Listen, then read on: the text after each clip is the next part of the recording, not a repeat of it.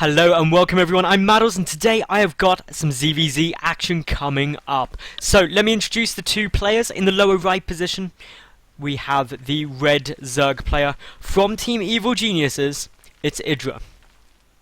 And his opponent up in the top left, the blue Zerg, DuStSwarm. Now, I've had some people say, why are most of the games you cast of EGIdrA losing? And I just want to clarify something, I don't actually ever watch a game through before I cast it. As I'm casting it, it's the first time I've ever seen it. So, it's not a case of I'm just only casting games of EGIdrA where he loses, because I dislike EGIdrA or anything. I think he's a really cool guy, really good player. But, I just don't know. I see some cool names up, and I'm like, I'll cast that, it should be fun.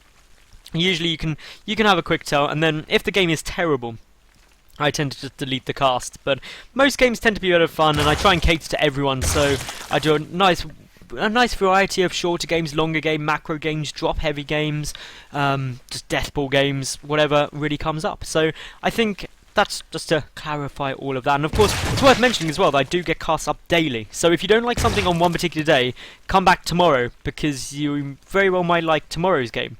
Or the day after. So subscribe, make sure you keep a good eye out, because I get loads of cool StarCraft content, and of course everyone loves StarCraft, and if they don't, they should.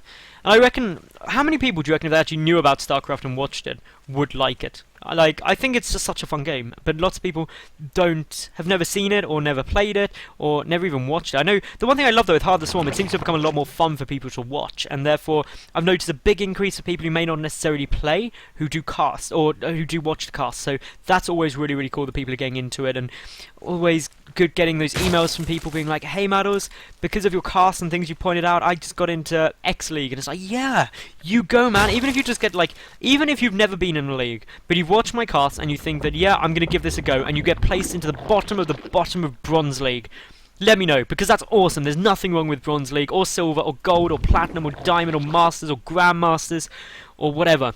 Every league's good, the fact you're playing is good, have fun. But yes, back to this game, and the reason I've been waffling on a bit is because not much has happened. We've got a hatchery first, into a spawning pool for both players, then into a gas. So, both players doing identical builds for the moment. DuStSwarm actually plays for My Insanity, that's what MYI stands for. So, he's a cool guy. My Insanity's a cool team. EG's obviously a lot more well known, and everyone knows EG's quite a cool team, and they have a curse, where once a player signs to them, they stop doing well performance-wise, which is always sad. Let's have a moment of silence for Stefano. Indeed. Anyway, back to the cast and what's going on. Well, to be honest, not too much. They're just getting queens out, they're having good fun, and generally being quite passive, which is quite usual for a ZvZ with this sort of opening. If either player had gone for an early pool opening, it may have been a lot more aggressive, but generally speaking, many high-level games, they stick to going for a 15 hatch, especially on a map like Belshir, where it's quite a long rush distance. You can get away with being quite economically greedy. Neither player actually built a Zergling yet. That is how economical they're being, just droning.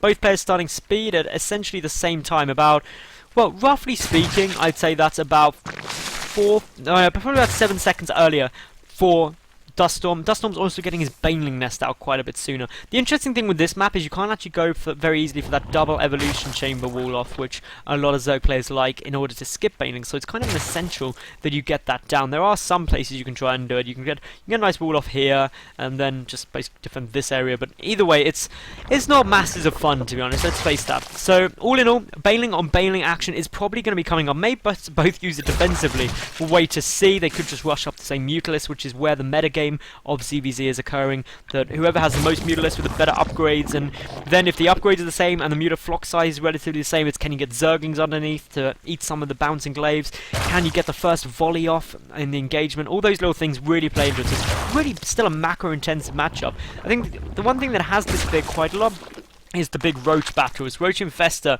is something I haven't seen in Heart of the Swarm, just because fungal growths, lots of people see them not as being quite as effective. And the other reason Infestors aren't quite so good is because in Wings of Liberty, when you had instant cast, if your opponent went mutas, you could get a nice little fungal growth off. Now we've got the first little bit of aggression coming in here. The Banelings on both sides, a lot of Zerglings, need to be careful. Big Baneling detonations there. Bit of a misclick. That was a good trade for EGIdrA, but he has now got no Banelings remaining. There are two Banelings also on their way in for DuStSwarm. No more Zerglings streaming across the map yet. The Banelings are trying trying to sneak through round into the drone line. They are going to get a detonation. Get 3 drones for 2 banelings. Not the greatest trade in the world, but not terrible either. And that's really going to spell the end of it. The Zergling's now back, but EGIdRA's been forced to make a lot of Zerglings. So behind this, when DuStSwarm was just droning, he's taken a 2-drone lead, but a counter-attack is inevitable if you've got lots of units out on the field. EGIdRA not bringing any of banelings because it'd be quicker to morph them over the other side from the lings. DuStSwarm getting out 8 roaches. That's going to really help him deal with banelings, but he needs to be careful. In just low numbers of roaches, you can't deal against Zerglings that well, so that's why we've got these banelings morphing. They are nearly complete. EGIdRA is going to start going for this, but he's got to be very careful. He's running straight into the main, which is good because there's no creep spread between. The roaches are now coming out. A couple of drones could potentially go down. EGIdRA just running around, making sure he gets a good read. We do see that baneling got taken out there, and EGIdRA's Zerglings are pretty much trapped. They're not going to be able to get... They could get perhaps a drone or 2 at most, but with just so many roaches down here with the queens everywhere, it would be pretty tough to do so. So EGIdRA just going to pull out, try and keep them alive as long as he can. Neither player has started a 3rd base yet. We do have a spire coming out for EGIdRA though, which is half completed. Meanwhile for DuStSwarm, he's just... Well, he's not doing any sort of tech. He's not even got a lair yet, staying on this hatch tech for a long period, which just means that he's going to have more units. He's going for this big roach sort of push, but EGIdRA cancelling his spire now. I don't know what he saw to make him cancel that spire. It must have been the move out of these units, knowing that he needs to get a lot out on the field very quickly. He's getting more roaches because this is a big push coming in. A lot of banelings morphing in the moment for DuStSwarm, plus 1 missile attack on its way for EGIdRA. He's also getting down roach speed. Roach speed not started yet for DuStSwarm, so that's going to be a big advantage for EGIdRA in a counter-attack if he can hold this off. The roach is trying to engage head on. There is a spine caller there as well. A nice little choke point where EGIdRA can get some good engagements, but there's a lot of units here for DuStSwarm. He is ahead in terms of the army supply by nearly double, so that's a big increase. But in come the banelings, they're just detonating all of the drones. EGIdRA in a lot of trouble here. His drone's just sitting still for the moment. As we can see, so many drones go down. The baneling nest goes down as well. Great little push here out of DuStSwarm. EGIdRA clumped up all of his drones there, which is not something you ideally want to do, but he's just so busy trying to make sure that these roaches deal as much damage as possible. I think EGIdRA isn't going to be able to come back from this. There's just so much coming out there.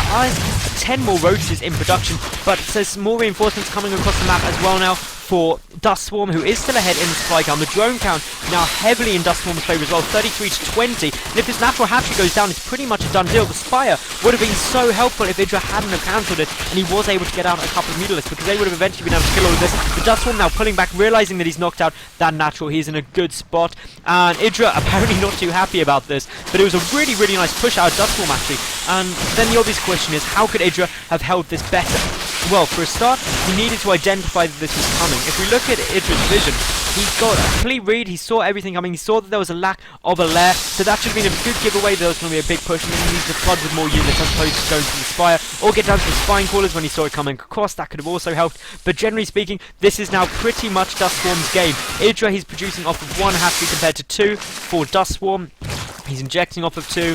That straight away is a lot more lava, a lot more units. EGIdRA's microing like a boss though, trying to hold on as long as possible. But behind us we see DuStSwarm just getting a lot more roaches out. EGIdRA does have roach speed, whereas DuStSwarm does not yet. So it's not all over yet, but the supply count is heavily favouring DuStSwarm. His income is quite a lot better, and EGIdRA I think is going to GG out.